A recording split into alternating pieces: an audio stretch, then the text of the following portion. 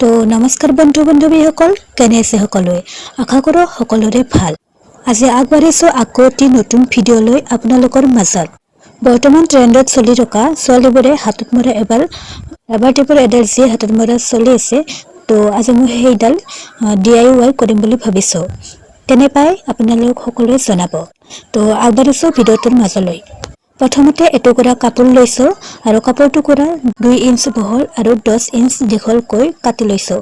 আমি দুটুকুৰা এনেধৰণৰ কাপোৰ কাটি ল'ম। এতিয়া কাপোৰ টুকুৰাৰ মাজত এটা চিলাই মাৰি ল'ম।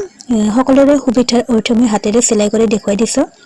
দুটুকুৰা কাপোৰ চিলাই কৰা হোৱাৰ পিছত আমি দুটুকুৰা কাপোৰৰ চিলাই থকা ছাইডটো বাহিৰলৈ উলিয়াই আকৌ এটি দীঘলকৈ চিলাই মাৰি দিম।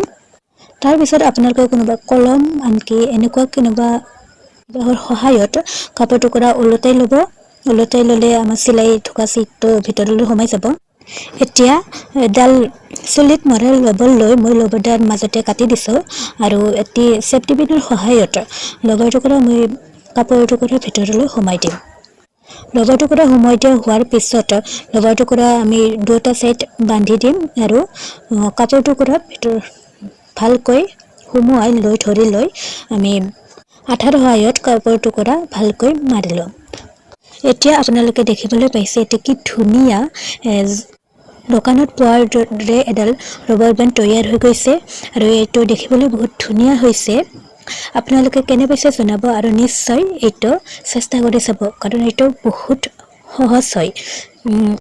তো আগলৈ আকৌ এনেধৰণৰ ধুনীয়া ধুনীয়া ভিডিঅ' লৈ আপোনালোকৰ মাজলৈ মই আগবাঢ়িম। আশা কৰোঁ এই ভিডিঅ'টো চাই আপোনালোকে ভাল পালে আৰু ভিডিঅ'টোৰ শেষত আপোনালোকে ভিডিঅ'টো চাই যদি ভাল পালে লাইক এটা কৰি দিব আৰু লগতে কাষত থকা ছাবস্ক্ৰাইব বাটনটো দবাই দিব। ধন্যবাদ।